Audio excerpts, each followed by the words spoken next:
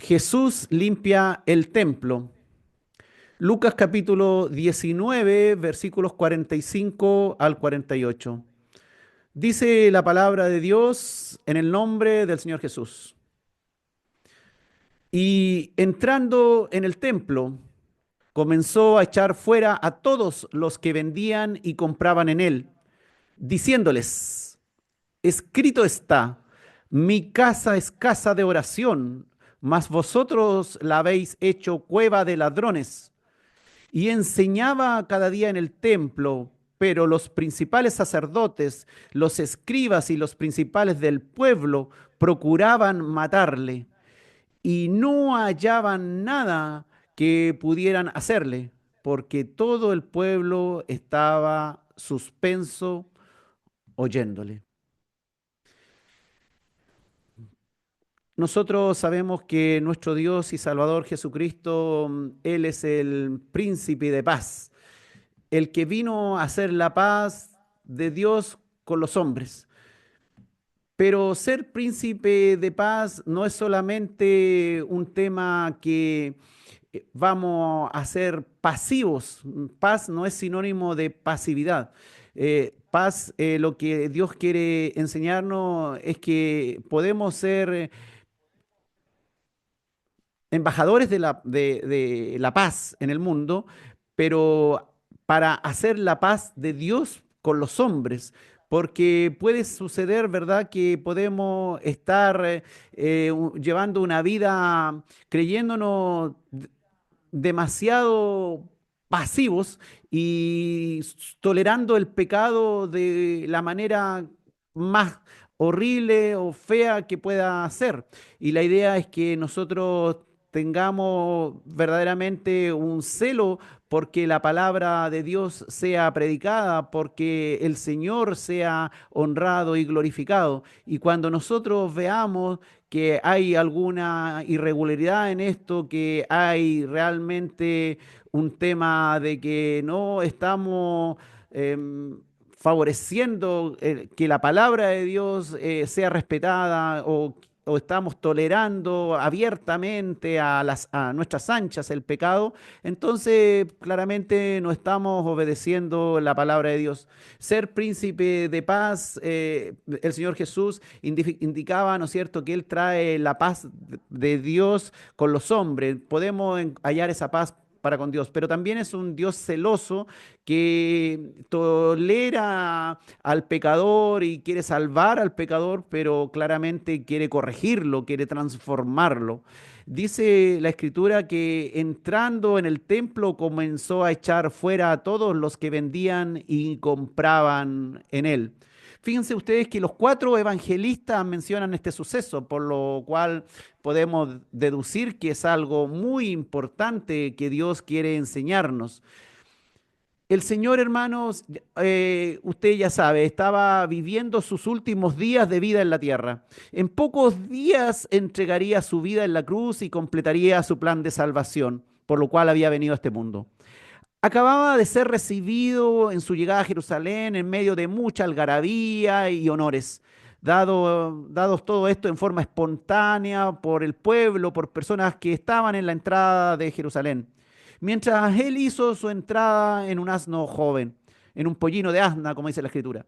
Luego el Señor, al contemplar la ciudad, recuerden ustedes, el Señor lloró por lo que le sucedería a Jerusalén, por no haberle reconocido tal cual verdaderamente él era, porque sus líderes religiosos y una buena parte del pueblo no creyeron en él, ni reconocieron el tiempo en que Dios cumplió su antigua promesa de enviar a un Mesías Salvador a Jerusalén. No reconocieron la venida del Salvador.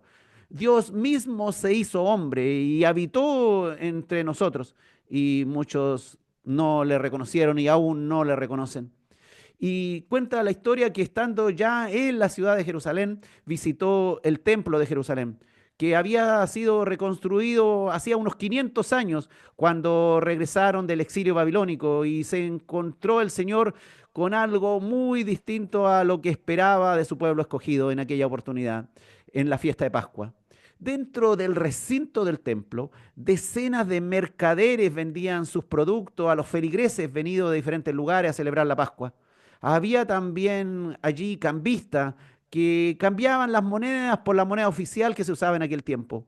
Todo esto bajo la autorización de los líderes religiosos judíos que de seguro se beneficiaban también económicamente de todos los negocios que allí se hacían. Entonces el Señor Jesús, con toda la autoridad que tiene, comenzó a echar fuera a todos los vendedores y compradores que había allí. Fíjense ustedes que los evangelistas Mateo y Marcos agregan que el Señor además volcó las mesas de los cambistas y las sillas de los que vendían palomas. O sea, este no fue un acto pacífico, sino fue un acto que el Señor mostró realmente su celo, su enojo por lo que estaba pasando allí. Juan nos aclara más detalle ahí en Juan capítulo 2, versículo 15. Dice que haciendo un azote de cuerdas, echó fuera del templo a todos, y las ovejas y los bueyes, y esparció las monedas de los cambistas y volcó las mesas.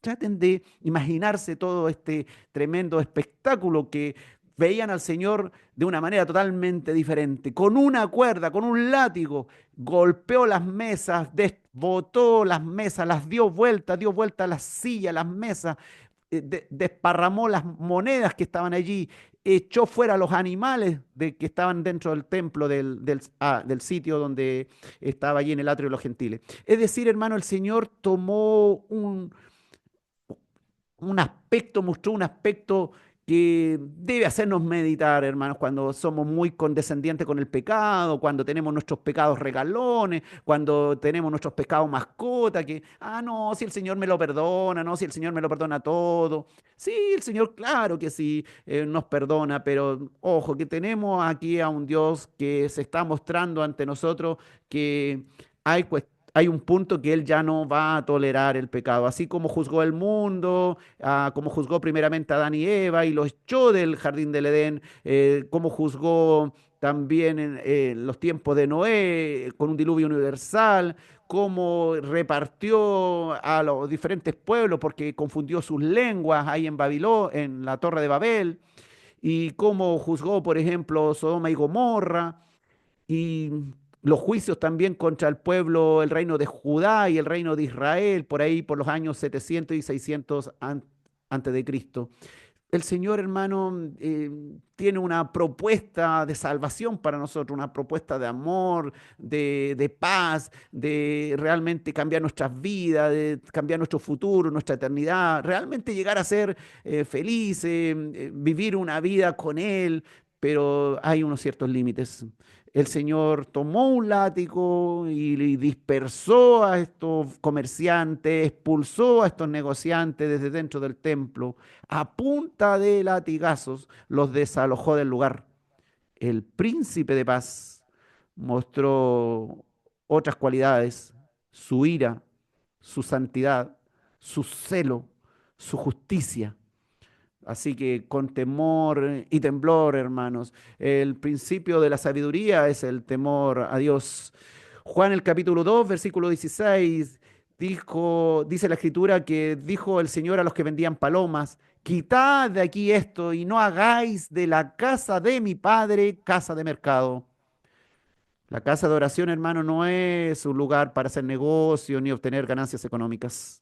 Es un lugar de paz donde Dios se comunica personalmente con su pueblo, que se reúne allí para orar, para escuchar la palabra, para adorarle.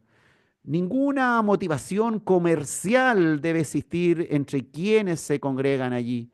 Y hay entonces de aquellos que desobedecen esto y que han transformado hoy día la iglesia del Señor en un muy buen negocio, un negocio lucrativo para darse vidas de lujo.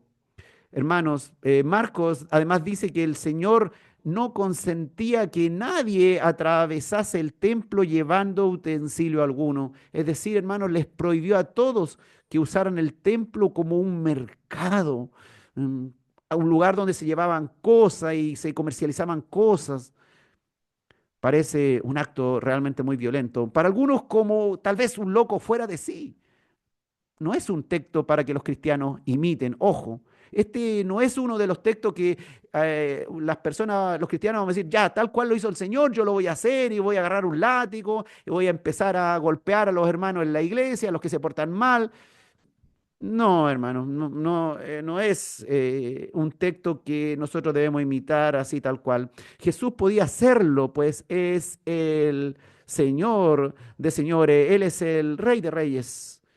El celo de Jehová se hizo manifiesto aquel día. Dice Juan el capítulo 2, versículo 17. Entonces se acordaron sus discípulos que está escrito, el celo de tu casa me consume. Es decir, hermanos, el amor que Dios, que el Señor Jesús siente por su templo, lo quema como un fuego interior. El celo de tu casa me consume, decía la Escritura. Hermano, Jesús se enojó, pero no pecó en ello, pues su enojo era de acuerdo con los ordenamientos de Dios que no estaban siendo respetados sencillamente. Hay lugar para una justa indignación de Dios. Claramente el Señor tenía todo el derecho de hacerlo y el deber. Los cristianos deberíamos oponernos al pecado, a la injusticia, también tomando una posición activa, no violenta, pero activa en contra del pecado, no imitando exactamente lo que hizo el Señor con el látigo, pero atendiendo y entendiendo los hechos y las motivaciones suyas. No debemos ser condescendientes con el pecado y aguantarlo hasta el extremo de tal manera que parece que ni nos afecta. Tristemente hoy se tolera mucho el pecado, hermano. Se va al extremo de ser excesivamente pasivo respecto a estos asuntos tan importantes que agravan a Dios y deshonran al Señor y a su evangelio. A veces solo nos enojamos por dentro, murmuramos, pero no hacemos absolutamente nada pudiendo hacerlo. Fíjense ustedes que en un momento determinado el apóstol Pablo señala, dice que aquellos pecadores rebeldes que llamándose hermanos continúan abiertamente en pecado, deshonrando al Señor Jesucristo, con tal dice, ni te juntéis con ellos ni aun comáis. Pero olvidamos esos textos porque, claro, son como muy confrontacionales, no nos gustan, se nos puede ir la gente de la iglesia, los pocos hermanos que hay. Si ya le empezamos a hablar un poquito más duro con respecto al pecado que están cometiendo, el hermano se va a enojar y no va a querer volver. Bueno, pidámosle sabiduría a Dios para hacerlo de la manera correcta, de la manera apropiada, con las palabras adecuadas, siendo claramente empáticos con el otro que está cometiendo ese pecado y en el sentido de un poco entender la posición del otro, pero a su vez hacerle ver lo que es la palabra de Dios. Qué importante respetarla. A veces, como te decía, solo sentimos algo por dentro, pensamos que ciertas cosas se están haciendo mal, pero nos quedamos callados finalmente y no hacemos absolutamente nada. Hoy día el mundo nos dice que debemos tolerar todo y a todos. Eso es lo que se nos enseña. Los niños están aprendiendo eso, que tienen que tolerar todo y todo lo que les enseña y toda la estupidez y necedades que le están enseñando a los niños y a los adolescentes. Hay que tolerar todo, incluye a todas las mentiras y engaños del mundo. Pero no, la palabra de Dios no nos enseña eso. Debemos callar em, en cuanto a hablar la verdadera palabra de Dios. ¿Debemos acaso quedarnos en silencio? El Señor nos llama la atención en esto. Los cambistas de dinero y los comerciantes hacían grandes negocios durante la fiesta de la Pascua en Jerusalén, pues venían miles de creyentes de todo sitio. Los que venían de países extranjeros tenían que cambiar su dinero por la moneda judía circulante, que era la única aceptada allí en el templo para cuestiones de impuestos y comprar lo que era necesario, para comprar los animales y las aves para el sacrificio. Y como todo oriental, usted comprenderá, bueno para los negocios. A menudo las exageradas tasas en el cambio enriquecían a los cambistas, que veían grandemente aumentadas sus ingresos, sus arcas, debido a los exorbitantes precios que le ponían a los animales y a las aves que vendían allí dentro del templo. Se enriquecían los vendedores en aquellos días, instalaban sus puestos tal cual una feria o un, un supermercado, o un lugar así, instalaban sus puestos en el atrio de los gentiles, en el templo, con lo que interfería, por supuesto, en la correcta solemnidad de la ocasión. Era el recuerdo de la Pascua, de la gran salvación del Señor de Egipto, sacó alrededor de 2 millones de personas de la esclavitud. Y Sin embargo, todo este enredo y la gente gritando precio y los animales y la suciedad que había allí, imagínense las heces de los animales y todo eso dentro del recinto del templo. Entonces, judíos y prosélitos que iban a adorar a Dios totalmente con otra idea en ese momento, cada uno tratando de hacer negocio a favor para ojalá que le saliera más barato lo que estaba comprando y el otro que le saliera ojalá lo más caro posible lo que estaba vendiendo. Jesús se enojó porque la casa de adoración de Dios llegó a ser un lugar ahí en el templo de Jerusalén, un lugar de extorsión, de mercado negro, de aprovechamiento, de negocio en vez de verdadera adoración. Entonces, claramente había una razón potente del Señor para reaccionar de esa manera. Y le dijo el Señor, escrito está, mi casa es casa de oración, mas vosotros la habéis hecho cueva de ladrones. El templo de Jerusalén era considerado por Dios como su casa, una casa especial, una casa para orar, para comunicarse con Dios. En aquel tiempo así podían los judíos acercarse a Dios.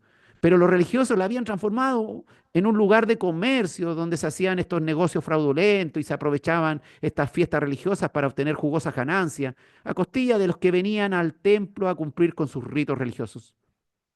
Pero fíjense ustedes, se había perdido el sentido original de sacrificar un ave o un animal de su propiedad, porque ¿cuál era la idea? La idea no era comprar cualquier ave o animal a última hora y darlo en ofrenda a Dios, sino que se trataba de ojalá sacrificar un animal propio, el más querido, el más hermoso, el primero, ojalá el mejor de todos, porque Dios se merece lo mejor. ¿Y qué había ocurrido? La gente iba y compraba lo que le alcanzaba y cualquier cosa, si el animal estaba medio cojo, enfermo, da lo mismo, total era cumplir el rito. Era un sacrificio, no simplemente comprar lo más barato y ofrecerlo a Dios. De eso se trataba, ofrecer un verdadero sacrificio a Dios. Así como cuando nosotros hoy día vamos a la iglesia, cuando nos congregamos, cuando venimos a escuchar estos audios, no es estar ahí distraído y mientras escuchamos esto, estamos totalmente idos. La idea es ofrecer lo mejor al Señor. Así cuando vamos a la iglesia, poner atención, concentrarnos en lo que hacemos. Si estamos cantándole al Señor, cantemos al Señor con devoción, ofrezcámosle un canto de alabanza correcto. Si estamos orando, concentrémonos en lo que estamos haciendo y no tengamos ahí la cabeza puesta en la cocina de nuestra casa o en el trabajo, mientras estamos arrodillados, estamos ahí parados con cara que estamos orando. Fíjense ustedes que el profeta Isaías, unos 700 años antes de Cristo, ya había escrito por orden de Dios ahí en Isaías 56, versículo 7. Yo los llevaré a mi santo monte y los recrearé en mi casa de oración. Sus holocaustos y sus sacrificios serán sobre mi altar, porque mi casa será llamada casa de oración para todos los pueblos. El Señor quiere eso, quiere unirnos, quiere que su reino, hoy día el reino de Dios, sea, sea nuestra casa, sea tu casa, sea mi casa, el lugar donde nos encontramos, la iglesia del Señor, el cuerpo de Cristo, sea un lugar de comunión, no un lugar para obtener ganancia ni para estar maquinando ciertos pecados y cosas así. El profeta Jeremías, unos 100 años después de Isaías, unos 600 años antes de Cristo, había profetizado sobre este evento ahí en Jeremías 7:11. Dice la escritura, ¿es cueva de ladrones delante de vuestros ojos esta casa sobre la cual es invocado mi nombre? He aquí que también yo lo veo, dice Jehová. Claro que sí, el Señor ve. Podemos engañar tal vez al de al lado o al de atrás o al de adelante cuando estamos ahí sentados en la banca en una congregación. Podemos simular que lo estamos haciendo correcto, pero todo lo ve el Señor. Sus ojos están puestos en nuestro corazón. El Señor, hermano, es el que pone las reglas. No quiere este tipo de negocio en su reino. No quiere que vayamos con otras motivaciones que no sean de carácter espiritual, de buscar la paz para con Dios. Aquel día el Señor Jesús se hizo claramente impopular entre todos aquellos que se vieron afectados por su dura y violenta intervención. Él, se da cuenta, prefirió ser impopular entre los religiosos que llevaban al error, que tolerar aquella maldad que deshonraba su casa de oración, su templo de Jerusalén. Hoy día lo mismo con su iglesia. Él no tiene por inocente al culpable que conoce sus reglas y no las respeta a sabiendas y más encima obtiene ganancias deshonestas. Sabemos, hermanos, que a lo largo de la historia del cristianismo siempre ha habido personas religiosas que se han lucrado de todo esto porque lo vieron como un muy buen negocio, como un excelente trabajo, algo muy lucrativo, aprovechándose de la fe, de la inocencia también y de la ignorancia de muchos en estos temas. En nuestra época sabemos la existencia de estos que han convertido la iglesia también en una cueva de ladrones. Lo importante, hermano, es saber reconocer a estos individuos y no participar de sus engaños, alertando también a otros sobre el error. No podemos decir que estamos en favor de Dios y estamos viendo graves errores y guardamos silencio y no alertamos al que no se ha dado cuenta. Dice Lucas capítulo 19, versículo 47, que el Señor enseñaba cada día en el templo, pero los principales sacerdotes, los escribas y los principales del pueblo procuraban matarle. Es increíble, hermano, lo que sucedía en aquel tiempo. Mientras Dios se había hecho hombre y en forma sencilla les explicaba las escrituras, los que decían amar y respetar a Dios, con su corazón lleno de odio, lleno de deseo de sangre, sedientos de beber la sangre del Señor, planeaban asesinarlo lo más pronto posible.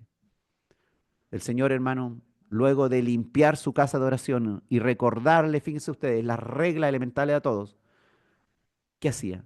Ahora, en paz, con su casa limpia, se ocupaba de la enseñanza de las Escrituras.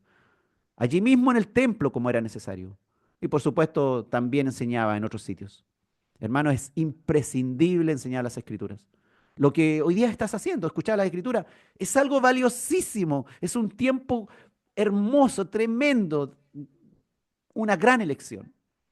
Hoy en algunas iglesias pareciera que es más importante que la enseñanza de la palabra de Dios, el buen ambiente, el sonido, las luces, la coreografía, entretener a la gente, cantar bajo la dirección de un muy buen coro, que haya manifestaciones espirituales, aunque se dice muchas veces que lo más importante de hacer es oír la palabra de Dios, pero sacando cuentas y cuentas, no es precisamente la enseñanza de la palabra de Dios lo que ocupa el mayor tiempo.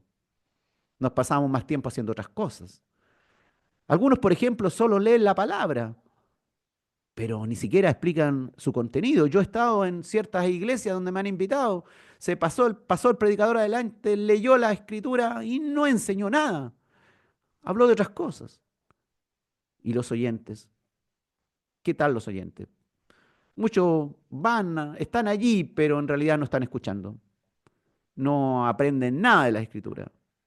Están interesados por un lindo espectáculo, porque la reunión sea una bonita reunión social, pero nada bueno para el crecimiento espiritual. La enseñanza de la escritura, tal cual el Señor lo hacía, es algo que debemos practicar todo el tiempo. Una excelente decisión de hoy día escuchar su palabra. El Señor, hermano, enseñaba cada día en el templo, no perdía tiempo, estaba en sus últimos días. Cada día, hermano, debemos alimentarnos de la palabra de Dios. Cada día Él es nuestro pan, debe ser nuestro pan diario. Pero hoy día hay tanta entretención en las pantallitas, en las redes sociales, hay tanta entretención que son muy pocos los cristianos que leen las escrituras o que le dedican un tiempo a meditar en ellas, a entender el significado para su vida. Son muy pocos los que son capaces de escuchar un audio de media hora, una hora o 2 horas. No, 2 horas, eso ya es tormento. Pero sin embargo pueden estar 2 horas y media tranquilamente viendo una película de Hollywood. Los escribas y fariseos, hermano, eran líderes religiosos. Debemos tener cuidado de no creer que somos tan buenos religiosos, pero en el fondo no estamos haciendo lo correcto. Ellos, los escribas y fariseos, debieran haber sido los más felices en recibir al Cristo y oírle en persona, pues se había cumplido por fin su venida a Israel, pero no le creyeron. Cerraron sus ojos a tantos milagros que hizo el Señor, que aseguraban que Dios estaba allí a través de Jesús de Nazaret. Ellos taparon sus oídos para no escuchar el mensaje, las buenas nuevas de salvación. Y en cambio querían eliminarlo cuanto antes. Los principales principales sacerdotes, los escribas y los principales del pueblo procuraban matarle. Hoy muchos han oído parte de las escrituras, pero se hacen los desentendidos, pues no les conviene obedecer. Pues aman mucho más sus planes propios, sus deleites sexuales, sus placeres de todo tipo, que someterse al señorío y gobierno de Dios a través de la obediencia a las escrituras. Dicen, estuvo linda la palabra, pero luego ni siquiera intentan cumplirla. Y se olvidaron a un par de horas de haberla escuchado lo que escucharon. De seguro, hermano, hubo muchos judíos que en aquella ocasión escucharon al mismo Dios hecho hombre predicarle las escrituras. Encontraron tal vez muy buena la enseñanza, pero luego olvidaron aquello y prosiguieron su vida sin mayores cambios y hasta negaron tal vez al Mesías. No creyeron que Jesús de Nazaret fuera el Cristo tan esperado. Y tal vez otros de los que estaban escuchando hasta gritaron, crucifícale luego, cuando Pilatos les preguntó días más tarde a quién debía crucificar. Cuidado que no escuchemos la escritura y luego con con nuestra forma de actuar, nuestra forma de pensar, nuestra forma de ser, lo que opinamos, lo que aceptamos, estemos gritando, crucifiquen esa palabra, no me interesa. Hoy mismo muchos oirán esto, pero luego seguirán su vida como si no hubieran oído nada. Y hasta hablarán en contra de las escrituras y no desearán cumplirlas. Cuando estén confrontados a lo que nos está proponiendo el mundo, a lo que nos está proponiendo el gobierno, las autoridades, las modas, las redes, terminarán hablando en contra de las escrituras. E incluso blasfemarán contra Dios y su Cristo y se reirán hasta de los que han creído fielmente. Pero nosotros estamos alertados, debemos seguir el camino correcto. ¿Y quiénes eran los principales del pueblo que se refiere el médico Lucas? Pues puede ser que esté hablando precisamente de los más ricos, importantes políticos y aquellos mismos comerciantes que estaban allí ese día vendiendo y que fueron desalojados. Ellos, claro, los principales del pueblo tenían razones para deshacerse de Jesús después de este evento, sobre todo, pues el Señor había hablado incluso en otra ocasión de no acumular riqueza en este mundo, de dar a los pobres, de no hacer negocios con la religión, de no engañar al prójimo, sino de ayudarlos, de no ser injustos en las medidas, de que la medida fuera justa, que fuera apretada, remecida, de no ser hipócritas. Los principales del pueblo tenían muchas razones para querer un pronto final del Señor. El Señor les acababa de causar daño en el negocio que desarrollaban en el templo al echar fuera a los mercaderes, con grandes pérdidas en aves, monedas y además animales, y además la deshonra y el descrédito público, las risas que tuvieron que haber habido allí, o las caras de sorpresa y de aprobación por lo que estaba haciendo el Señor, mientras los otros avergonzados tenían que salir de allí del templo humillados. Por lo tanto, estos principales del pueblo claramente querían ahora darle muerte al Señor. Estos que se aprovechaban del gran flujo de personas que concurría para esta fecha de la Pascua, donde venían, como les decía, miles de personas de diferentes regiones, de África, de Asia, hasta zonas europeas. Y no traían sus ofrendas desde su casa porque era muy pesado traerlas desde allá, sino que aprovechaban comprarlas en el templo, solo para cumplir finalmente con el rito. Muchas veces, o tal vez la mayoría, sin mayor arrepentimiento ni deseo de verdadero cambio, sino cumplir. Cuidado, hermanos, que no estemos también siguiendo ese tipo de religiosidad, en donde nos sacrificamos, de repente hacemos gran sacrificio en ir al culto o en ir a algún evento cristiano o hacer tal vez alguna larga oración o una cadena de oración, lo que sea, pero finalmente sea todo un rito religioso y no haya un verdadero arrepentimiento ni deseo de cambio. Y finalmente dice el Señor en la palabra de hoy que no hallaban nada que pudieran hacerle, porque todo el pueblo estaba suspenso oyéndole. Los enemigos del Señor deseaban sacarlo de Jerusalén y ojalá eliminarlo lo más pronto posible, pero no podían, porque ahí estaba el pueblo escuchando atentamente sus enseñanzas. Marco nos dice que los escribas y fariseos buscaban ocasión para matarle. Nada de amor al prójimo como Dios ordena. Resulta increíble, hermanos, que los que leían a diario las escrituras se conocían de memoria casi toda la palabra. Sabían mucho más escritura que todos nosotros. Hacían sus ritos religiosos, hacían sus purificaciones, sus oraciones diarias, sus ayunos. Deseaban asesinar, tenían pensamientos homicidas contra el Cristo y no querían oír sus enseñanzas. Ellos no se deleitaban en amar, sino que en asesinar a quien les llamaba la atención por su falta y sus pecados, por su falta de consecuencia, por su necedad e hipocresía. Aquellos religiosos decían amar a Dios, se mostraban tal vez muy espirituales al resto, pero en secreto tenían planes macabros en su corazón para hacer el mal. Y terrible era que estaban tan engañados con sus propias interpretaciones de las escrituras que pensaban que hacían un bien con asesinar a Jesús, que Dios se alegraría por haber eliminado a este impostor lo antes posible. Lo consideraban un blasfemo, un mentiroso, un engañador, un hijo del diablo que usaba poderes demoníacos para hacer sus milagros. Estaban tan ciegos, tan perdidos. Debemos tener sumo cuidado porque estas enseñanzas nos pueden tocar íntimamente. Debemos tener sumo cuidado cómo nos conducimos. Pues puede ser que nos llenemos solo de religiosidad, nos volvamos solo unos cristianos teóricos y no hagamos lo que Dios espera de nosotros, que nos memoricemos las escrituras, que seamos capaces de hablar de corrido un texto bíblico y enseñar la palabra de memoria. Podemos estar tan equivocados que estemos creídos que hacemos el bien, pero en el fondo hacemos todo lo contrario de lo que Dios desea y exige. Algunos están muy contentos porque no hacen el mal, pero tampoco hacen el bien. Tampoco hacen obras positivas que demuestran su fe.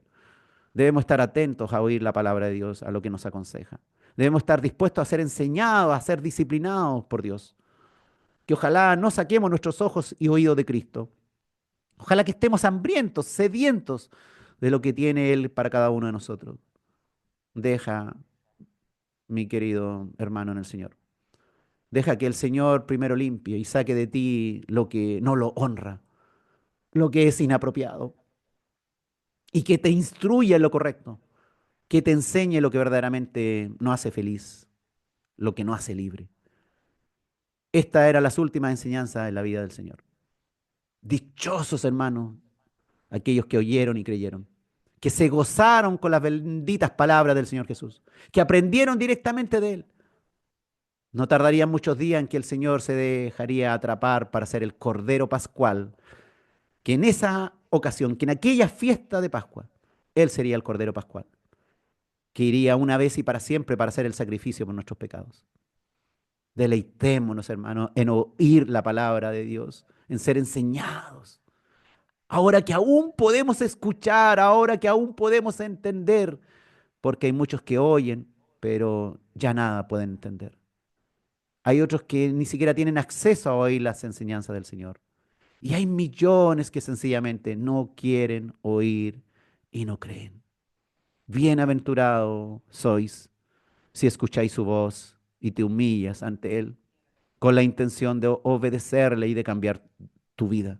Bienaventurados sois si hoy escucháis su palabra y te quedas meditando en ella, alimentando tu espíritu, deseando agradar a Dios, alimentando tu espíritu para tu bien.